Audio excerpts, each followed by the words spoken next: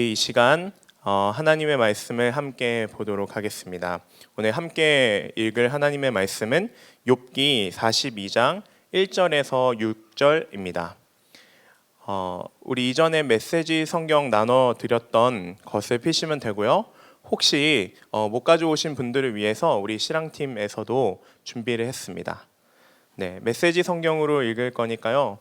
메시지 성경을 펴주시고 또 혹시 못 가져오신 분들은 우리 앞에 나와 있는 내용을 함께 보면 좋겠습니다. 다 찾으셨으면 고개를 한번 끄덕여 주실 수 있으신가요? 네, 좋습니다. 조금 애매해서요. 제가 천천히 읽을 텐데 여러분께서 눈으로 잘 따라와 주시면 좋겠습니다. 제가 그럼 천천히 말씀을 읽겠습니다. 욥이 하나님께 대답했다. 확실히 알겠습니다. 주께서는 무슨 일이든 하실 수 있고 누구도 그 무엇도 주님의 계획을 망칠 수 없습니다. 주께서 누가 이렇게 물을 흐리고 아무것도 모르면서 상황을 혼란스럽게 만들며 나의 의도를 지레 짐작하느냐 하고 물으셨습니다. 자백합니다. 내가 그랬습니다. 내 능력 밖의 일에 대해 함부로 짓거렸고 내 머리로는 도무지 이해할 수 없는 경이로운 일들을 놓고 떠들어댔습니다. 주께서는 귀 기울여 들어라. 내가 말하겠다. 내가 몇 가지 물어볼 테니 내가 대답을 하여라 하셨습니다. 인정합니다. 전에는 내가 주님에 대한 소문만 들었으나 이제는 내 눈과 내 귀로 직접 보고 들었습니다. 잘못했습니다. 용서해 주십시오. 다시는 그렇게 하지 않겠습니다. 맹세합니다. 다시는 전에 들은 말의 껍질, 소문의 부스러기에 의존해 살지 않겠습니다. 아멘. 하나님의 말씀입니다. 우리 이 시간에 말씀을 전하기에 앞서서 4년간 온세계교회 초등 1부에서 교육 전도사님으로 함께하신 한재광 전도사님께서 오늘부로 이제 온세계교회를 그만두시고 부천에 있는 새 갈릴리 교회로 또 청소년들과 청년 사역을 맡게 되셨습니다. 저보다는 이제 1년 선배이신데 코로나 시기에 함께 동고동락하며 매일같이 교회에 있었던 것이 엊그제 같은데 벌써 한 3년이 흘렀습니다. 우리 전사님 앞으로 가시는 새 교회에서도 만나게 될 영혼들과 또 만나게 될 그 관계 속에서 늘 하나님이 함께 하시기를 우리 인사하실 때에 큰 박수로 함께 마음을 전하겠습니다. 인사하겠습니다. 네, 감사합니다. 네, 우리 옆에 청년들에게 우리 이렇게 인사하고 오늘 말씀 나누도록 하겠습니다. 영혼의 깊은 밤을 지나고 계신가요? 라고 한번 묻겠습니다. 시작. 영혼의 깊은 밤을 지나고 계신가요? 우리 한 번 더 얘기할게요.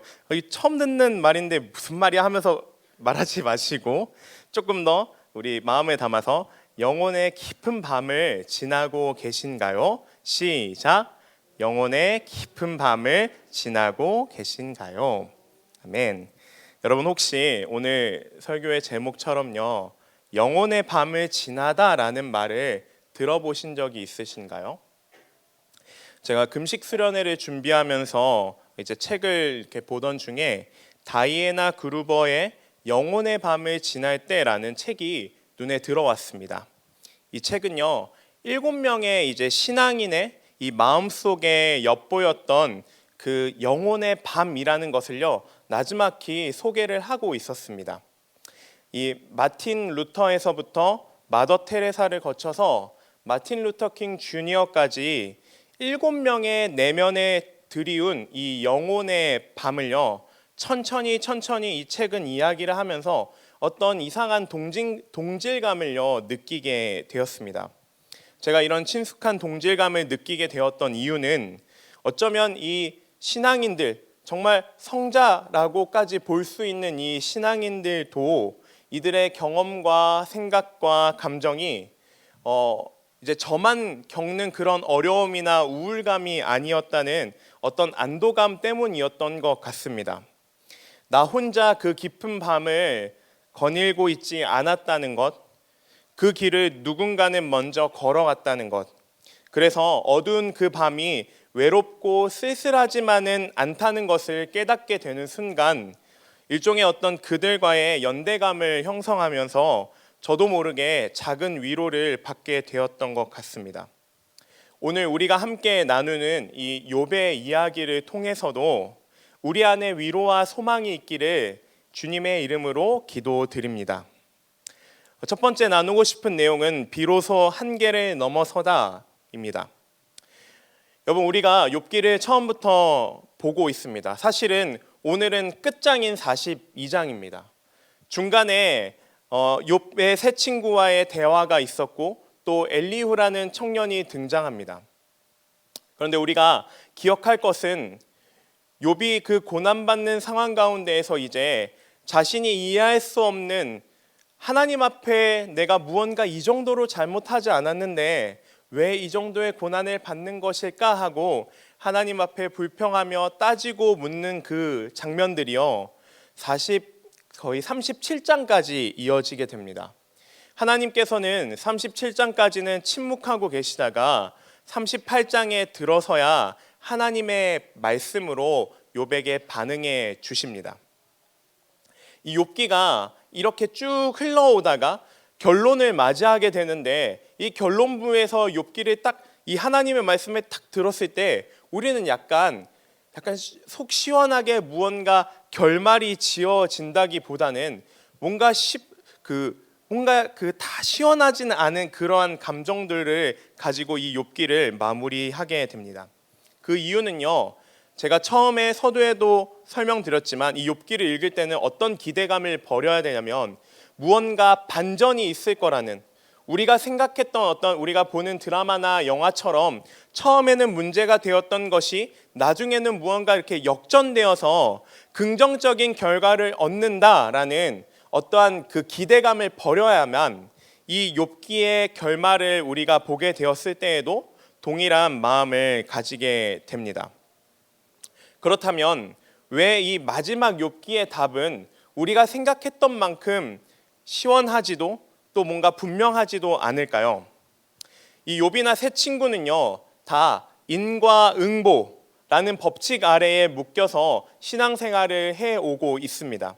그런데 이때 하나님이 등장하셔서 우리가 볼 때 필요 없고 또 잘못되었다고 생각하는 일들, 예를 들어서 낮과 밤 중에서는 밤을, 형통과 고난에서는 고난을, 의와 불의에서는 불의를, 성공과 실패에서는 실패와 같은 것들이요, 하나님의 나라, 하나님의 다스림 안에서는 이것들이 없어야 하는 것들이 아니라고 하십니다. 이중부정이죠. 없어야만 하는 것들이 아니래요. 그러면 이러한 고난과 또 어떤 그 밤과 그리고 불의와 실패들이요, 인생에 있어서 꼭 필요하다고 이야기를 하는 것입니다. 그래서요, 하나님은 이 고난 앞에 불평하고 있는 욥에게 이렇게 말씀하십니다. 1절과 2절입니다. 욥이 하나님께 대답하는 장면입니다. 확실히 알겠습니다. 주께서는 무슨 일이든 하실 수 있고 누구도 그 무엇도 주님의 계획을 망칠 수 없습니다. 욥이 이렇게 고백합니다. 무슨 일이든 하실 수 있다라는 이 말은요, 하나님에 대한 욥의 그리고 우리의 경외이자 고백입니다. 욥기에서 욥이 내내 싸웠던 내용들, 즉 우리가 생각하기에 쓸데없는 일, 그리고 우리가 생각하기에 억울하다고 느껴지는 일, 그리고 필요 없다고 생각했던 일들이 하나님 뜻에서 벗어나 있는 일들이 아니라 이 모든 것이 다 하나님 안에 있는 일이다라는 것입니다. 그래서요, 하나님께서는 우리의 삶 속에서 벌어지는 고난과 또 슬픔과 아픔의 문제들이 하나님의 의로우심과 선하심과 그 모든 것들을 다 감추시고 또 하나님이 그 모든 것들을 다 알고 이미 제어하고 계시다는 것입니다. 따라서 우리에게 생기는 고난이나 어려움이나 한계는 우리를 제한시키고 우리를 어렵게 만드는 것이 아니라 오히려 우리를 어딘가로 뛰어넘게 만드는 것이라고 말씀해주고 계십니다. 하나님께서는요, 욥에게서 그렇습니다. 하나님께서는 못하실 일이 없습니다라는 고백을 결국 받아내십니다. 하나님의 답변을 통해서 비로소 욥이 자신에 대한 이해와 또 자신의 세계만이 정답이라는 마음을 부수게 하신 것입니다. 이런 내용은요, 구약 성경뿐만 아니라 신약 성경에서도 반복되어 나옵니다. 바로 베드로가 예수님을 3번 부인한 이야기입니다. 이 최후의 만찬 자리에서요, 베드로가 닭 울기 전에 예수님을 3번 부인할 것이라고 하시자 베드로는 이렇게 말합니다. 다 주를 버릴지라도 나만은 주를 따르겠나이다. 저는 죽는 자리까지 함께 하겠습니다 라고 베드로는 고백합니다. 그리고 나서 베드로는 행동을 어떻게 하냐면요, 예수님이 말씀하신 것처럼 3번이나 부인하게 됩니다. 나중에 부활하신 예수님께서요, 갈릴리 바닷가에서 다시 나타나셔서 베드로와 함께 저녁 식사를 할 때에도 베드로에게 예수님께서는 이렇게 물으십니다. 시몬아, 내가 이 사람들보다 나를 더 사랑하느냐? 이 질문에 베드로는 무엇이라고 대답하냐면요, 내가 주를 사랑하는 줄 주께서 아시나이다 라고 대답합니다. 이게 무슨 말이냐면, 주님, 제 진심을 아시지 않습니까? 정도로 끝나는 것이 아니라 제게 진심은 있으나, 제게 마음은 있으나 그럴 만한, 주님을 따르고 주님을 사랑할 만한 능력이 없는 것까지도 주님 알고 계시지 않으신가요? 그러니 제가 고백한 이 자리까지 가도록 주께서 저를 붙들어 주셔야 한다는 것을 주께서도 아시고 저도 알고 있습니다 까지 이어지는 것입니다. 욥이 오늘 이 이야기 속에서 동일하게 말하고 있습니다. 오늘 본문을 다시 한번 읽어볼 텐데요, 메시지 성경 136페이지이고 처음 우리 읽었던 본문을 한번 띄워주시면 고맙겠습니다.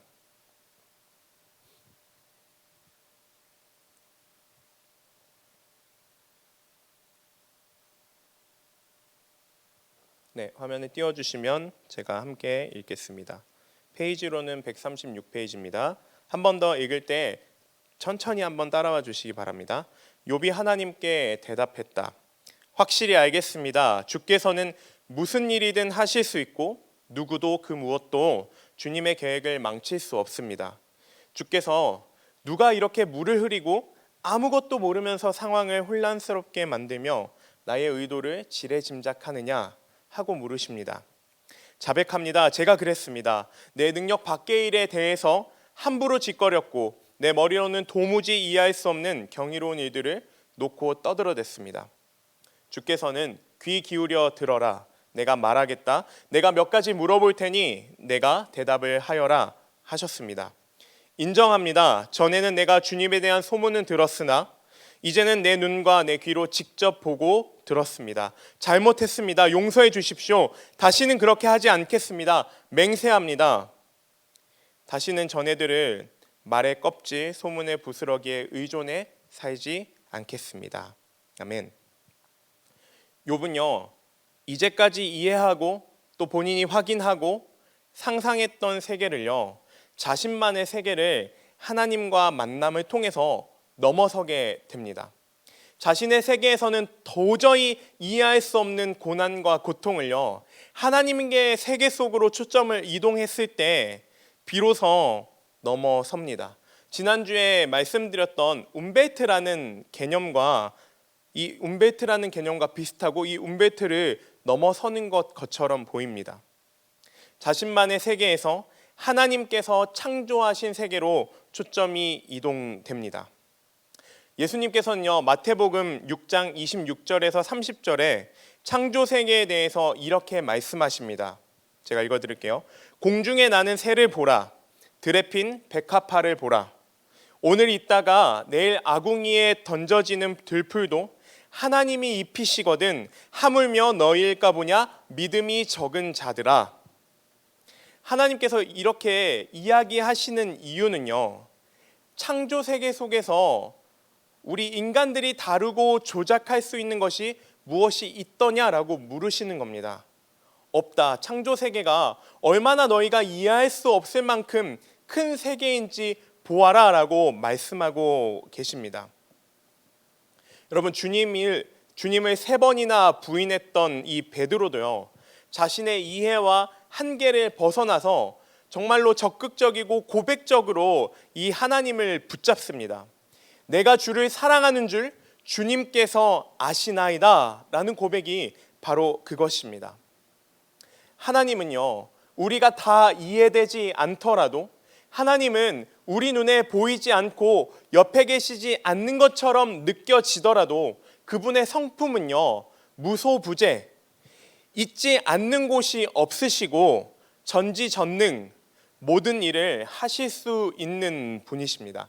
그러니 나를 붙잡아 내가 겪은 한계와 무지했던 모든 것들을 합하여서 주께서 선을 이루어 주시지 않는다면, 즉 하나님께서 우리와 함께 하시지 않는다면 우리에게는 여전히 답이 없습니다. 둘째로, 우리를 몰아가시는 하나님입니다. 욥은요, 죄를 짓지 않았는데 고난을 겪은 것을 억울해합니다. 하나님이 그런 일을 외면하시고 묵인하신다는 것에 화를 냅니다. 욥이 이해가 되든 안 되든 욥에게 고난과 재난이 따른다는 것은 현실입니다. 친구들이 와서 하는 이야기의 근거는 내가 고난을 당하는 것을 보니 분명 너가 죄를 지었다라고 이야기합니다. 죄를 지었는지 안 지었는지는 서로 말이 다르지만 욥은 자신이 고난을 받고 있으나 딱히 할 말이 없습니다. 그러니 욥은 누구에게 이 원망을 표출합니까? 바로 하나님에게 항의하고 하나님에게 물고 늘어질 수밖에 없는 것입니다. 여러분, 창세기 22장에서요, 아브라함이 욥과 같이 이런 자리까지 몰려가게 됩니다. 아브라함이 어떤 일을 겪냐면요, 아브라함이 100세에 얻은 사랑하는 독자 이삭을 하나님께서는 말도 안 되는 명령으로 제물로 바치라고 하십니다. 번제를 드리라 말씀하십니다. 이 이해되지 않는 상황까지 몰린 아브라함은요, 하나님이 참으로 원망스럽기도 하지만 그는 그것을 통과해서 하나님과의 약속의 자리까지 나아가는 것을 우리에게 보여줍니다. 그런 아브라함에게 하나님께서는 이렇게 말씀하시는 것 같습니다. 내가 나를 가리켜 맹세하노니 너가 순종했기 때문이 아니라 너가 이 어려움을 지나 너의 한계를 넘어섰으니 이제 분명히 하자. 내가 하나님이 나를 가리켜 맹세하여 이 일을 이룰 것임을 너에게, 아브라함에게 분명히 선언하노라. 욥도요, 이 아브라함과 같이 그런 몰리는 상황에서 그 끝에는 결국 깨닫게 됩니다. 그리고 이렇게 고백하는 것입니다. 하나님은 제 생각보다 크시고 저의 고난은 저에게 손해가 더 이상 아닙니다. 억울한 일이 더 이상 아닙니다. 하나님이 그 창조 세계에서 하마와 또 악어를 만드셨고 또 저들의 삶을 기뻐하시고 온 창조물을 좋게 여기시는 것 같이 제게 일어난 어떤 일도, 그것이 고난이라 할지라도 하나님의 선하심과 약속을 벗어난 것은 아무것도 없습니다. 그것은 하나님께서 하시는 일이고 하나님만이 하실 수 있는 일이고, 그러기를 바라기에 이제 제가 불평했던 것들, 하나님을 원망했던 것들을 회개합니다. 이것이 오늘 욥의 대답입니다. 마지막으로 하나님이 주시는 것을 받는 자리입니다. 우리는 대개 글을 읽을 때요, 이런 말을 많이 듣습니다. 행간을 읽어야 한다는 말을 듣습니다. 그래야 전체적인 맥락 안에서 이해를 할 수 있다고 말합니다. 또 그 그물로 우리가 물고기를 잡으면요, 그물의 줄보다 이렇게 사각형으로 가로 세로로 쳐져 있는 그물의 줄보다 빈자리의 역할이 더 큽니다. 그래서 그물로 사실 고기를 잡는 것이 아니라 그 그물 사이에 있는 빈자리로 고기를 잡는 것인데 우리가 그것을 놓칠 때가 많습니다. 반대로 그물이 빽빽해지면요, 고기를 못 잡게 됩니다. 이처럼 하나님이 얼마나 크신가는 단지 어떤 물리적인 개념이나 공간의 개념으로 말하는 것이 아닙니다. 성경이 거듭 확인하고 강조하고 있는 바는 하나님은 깊고 무한하시고 우리의 생각으로는 측량할 수 없는 분이라는 사실입니다. 그래서 욥의 중요한 고백이요, 42장 6절에 나옵니다. 제가 한번 읽어드릴게요. 잘못했습니다. 용서해 주십시오. 다시는 그렇게 하지 않겠습니다. 주님 맹세합니다. 다시는 전에 들은 말의 껍질, 소문의 부스러기에 의존해 살지 않겠습니다. 다시 이야기하면요, 주님, 제가 이 낮아진 자리, 고난과 고통 가운데 있는 자리에서 다시 일어서기를 원합니다.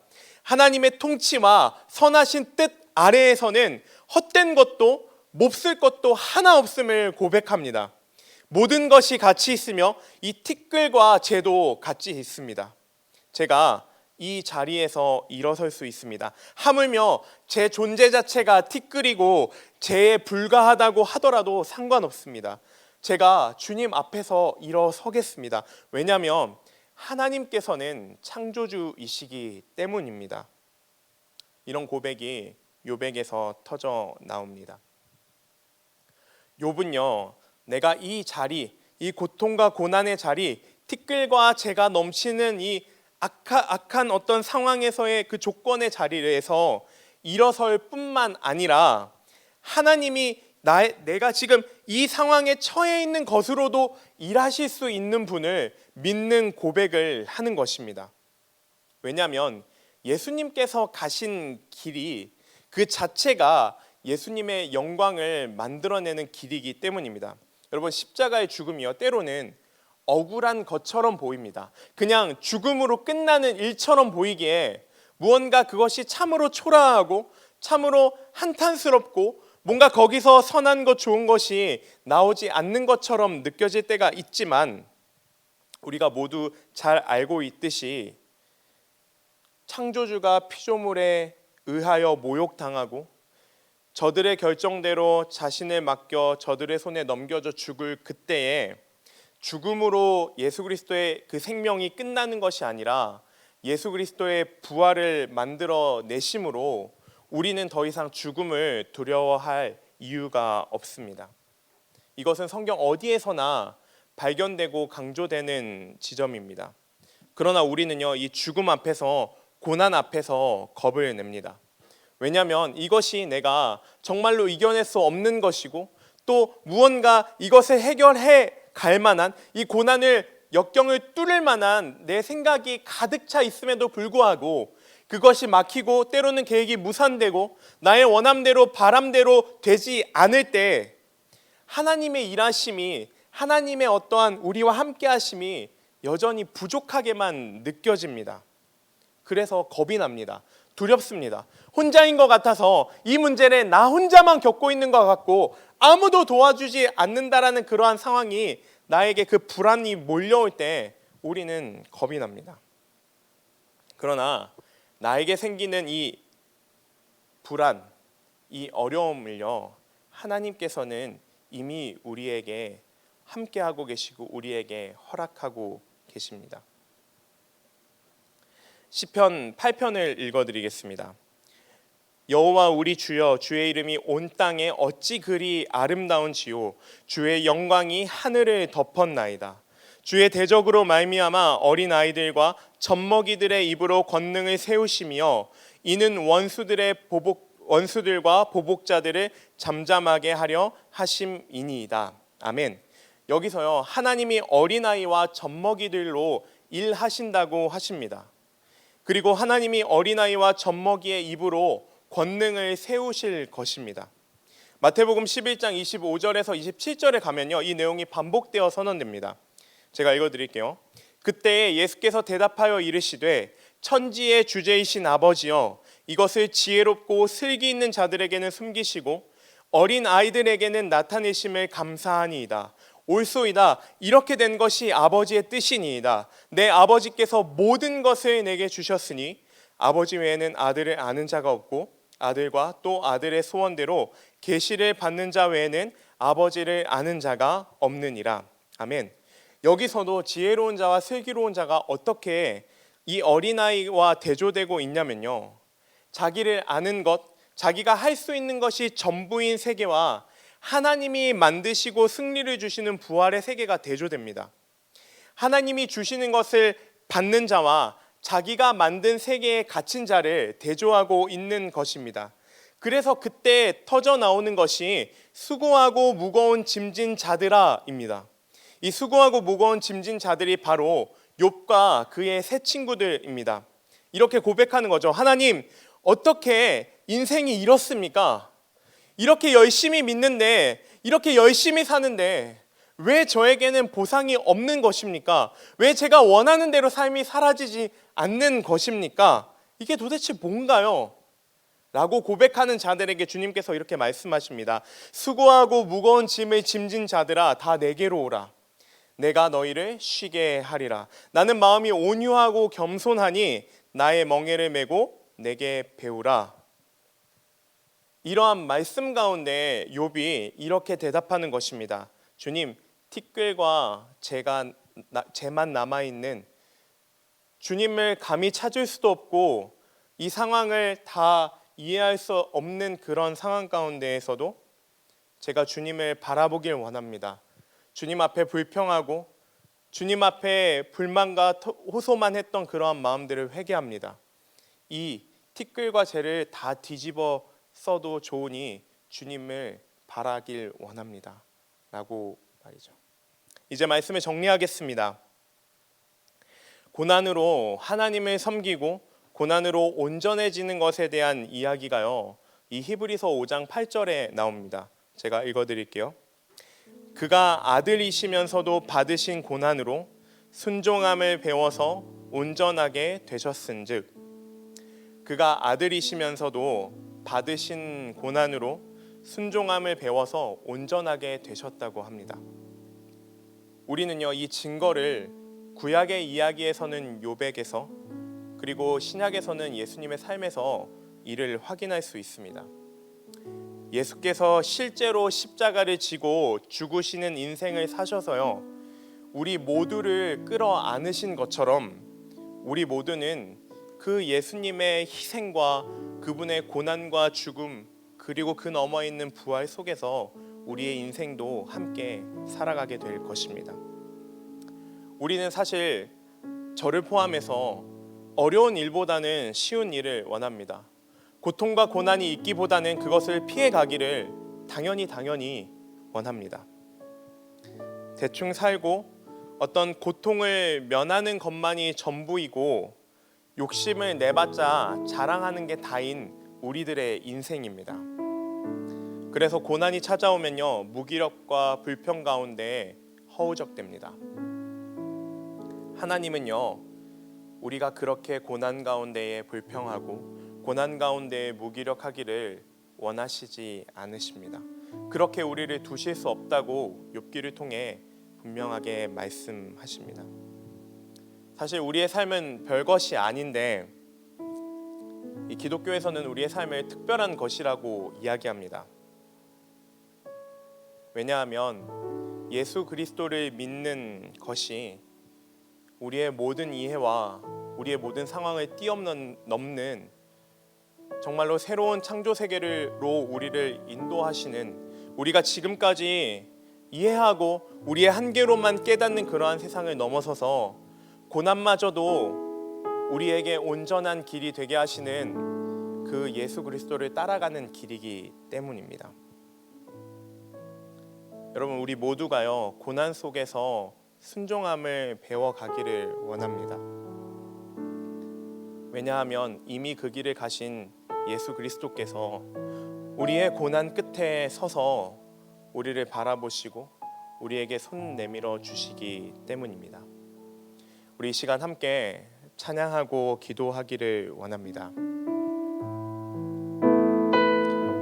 아마 다 알지 못하는 어떤 고난과 고통 가운데에 슬퍼하고 또 힘이 들어서 뭘 해야 될지 모르겠다는 마음으로 나오신 분들께 이 찬양이 위로가 되고 소망이 되었으면 좋겠습니다. 그 어느 것도 보이지 않고 의지할 수 없을 때 주님만 바라보며 다 이해되지 않더라도 주님을 따라가겠노라고 고백하는 우리의 인생이 되기를 소망합니다. 우리 함께 찬양하겠습니다. 의지했던 모든 것, 의지했던 모든 것 변해가고 억울한 마음은 커져가네.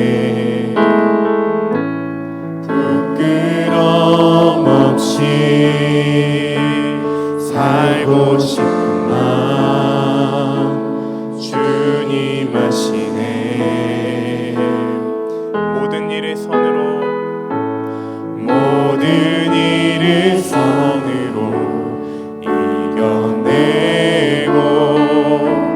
죄의 유혹을 따르지 않네.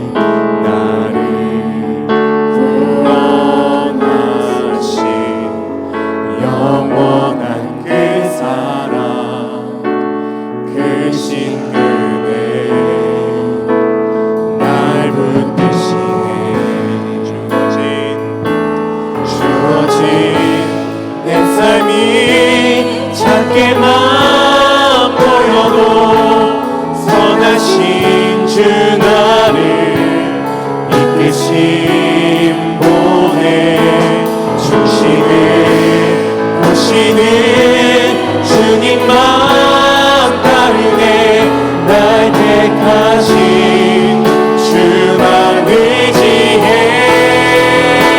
보이는 상황에 무너질지라도 예수 능력이 나를 붙드네. 보이지 않아도 주님만 따르네. 내 평생 주님의 노래. 우리 다시 한번 찬양하겠습니다. 의지했던 모든 것, 의지했던 모든 것 변해가고 죄의 유혹은 거쳐가네. 부끄럼 없이 살고 싶구나. 주님 하시네. 모든 일을 선으로, 모든 일을 선으로 이겨내고 죄의 유혹을 따르지 않네. 나를 구원하신 놀라운 그 사랑, 그 신금에 날 붙드시네. 주어진 내 삶이 작게만 보여도 선하신 주 나를 이끄신 보내. 중심을 보시는 주님만 따르네. 날 택하신 주만 의지해. 보이는 상황에 무너질지라도 예수 능력이 나를 붙드네. 보이지 않아도 주님만 따르네. 내 평생 주님의 노래하리라. 아멘. 우리 시간 함께 기도하기를 원합니다. 주님, 보이는 상황에 제 삶이 하염없이 무너지고 절망 끝으로 그 나락으로 갈지라도 예수 그리스도의 능력이, 그 선하심이, 그 신실하심이 나를 붙듦을 믿길 원합니다. 보이지 않아도 주님만 따라가기를 원합니다. 주님 앞에 불평하고 주님 앞에 한탄하고 호소했던 나의 삶이 다 지워지는 것이 아니라 주님, 그것마저도 아시고 내가 그러한 불평과 불만 가운데 혹은 지금 내가 처해 있는 상황을 내가 버티지 못할 것이라는 것까지도 아무리 의지를 내도 주님을 신뢰하며 따라가는 능력이, 그리고 그 마음이 부족하다는 것을 주님 거기까지 아시기에 주님을 다시 한번 제 마음 가운데 초대합니다. 주님, 다시 한번 주님을 의지하며 나아가는 이때에 내 안에 있는 문제들, 내 안에 있는 수많은 고민들과 어려움들이 주님 앞에서 해결되기를 간절히 원합니다. 이 시간 주님 한 분만을 의지하며 우리의 마음 가운데 있는 현실과 또 우리가 마주한 상황들을 주님 앞에 아뢰는 시간을 갖도록 하겠습니다. 우리 이 시간 주여 한번 외치고 주님께 의지하며 나아가도록 하겠습니다. 주여!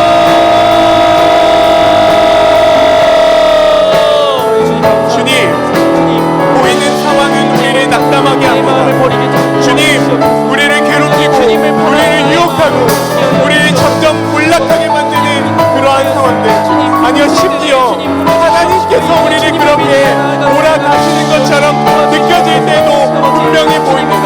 나는 벌써 한계에 다다랐는데, 나는 이제는 아무것도 할 수 없는 그런 상황 가운데 있는데도 주님은 그 가운데에 둬서도 침묵하시며 하나님 묵인하시며 어떠한 이야기도 하지 않을 그때 나는 여전히 주님을 신뢰해야 하지만 하나님 그럴 마음이 너무나도 없고 또 정말로 주님 그런 상황 가운데서 주님으로부터 돌이켜 하나님 정말로 내 마음대로 세상이 원하는 대로 살아가고 내 삶을 그렇게 던져놓을 정도로 하나님 내가 힘든 그 순간을 마주할 때 하나님 주만 의지하길 원합니다. 보이는 상황이 무너질지라도 예수 그리스도의 능력만이 나를 붙드심을 믿습니다. 보이는 상황 가운데 내가 좌지우지 되지 않겠습니다. 보이지 않는 주님 앞에 우리의 진실한 마음, 우리의 모든 마음과 우리의 모든 의지를 담아 주님 앞에 다시금 나아가요. 주님 도와주십시오. 주님만 의지합니다. 그 신능력으로 우리와 함께하여 주십시오라고 고백하는 우리의 인생들이 되게 하여 주시옵소서. 하나님, 그렇습니다. 우리가 정말로 남들은 이해하지 못하고, 아니 정말 하나님께서도 나의 이러한 삶을 보고 계실까? 알고 계실까? 이러한 생각이 느껴질 정도로 우리가 힘들 때가 있습니다. 그때는 우리의 부모도, 우리의 친구도, 우리의 연인도 그 누구도 나의 이 마음을, 이 상황을 대변할 수 없습니다. 그 가운데 우리는 이야기합니다. 하나님, 어찌 저에게 이러한 상황을 허락하십니까? 제가 무엇을 잘못했기에 저에게 이러한 고난과 역경을 허락하십니까? 많은 사람들이 이야기합니다. 그 시간이 지나면 알게 될 거라고 이야기합니다. 그러나 그 상황을 마주하고 있는 그 본인은, 정작 우리 자신은 하루하루가 고통 가운데 있어서 이리 치이고 저리 치이며 살아갑니다. 그때에 아무것도 찾지 못하는 그때에 주님께서 우리와 함께하고 계실까? 라고 의문과 의심이 드는 그때에 다시 한번 하나님께서 우리에게 이 모든 일을 허락하신 신실하시고 그리고 우리를 너무나도 끔찍히 사랑하시기에 하나뿐이고 유일하신 아들을 보내신 분이라는 사실을, 우리의 능력이 아니라, 우리가 이해하는 바가 아니라, 우리가 인식하는 움벨트 정도가 아니라 하나님의 창조 세계와 창조 섭리를 이해하는 가운데, 그 가운데에 우리와 함께 하신 하나님을 다시 한번 신뢰하며 주님께 우리의 모든 삶을 의지하며 나아가는 주의 자녀들, 주의 청년들 되게 하여 주시옵소서. 우리의 모든 문제들이 주님 앞에서 해결되기를 간절히 원하오니 주님, 우리의 목소리를, 우리의 기도를 들어 주시옵소서. 감사합니다. 살아계신 예수 그리스도의 이름으로 기도드립니다. 아멘. 우리 이 시간 함께 헌금하도록 하겠습니다.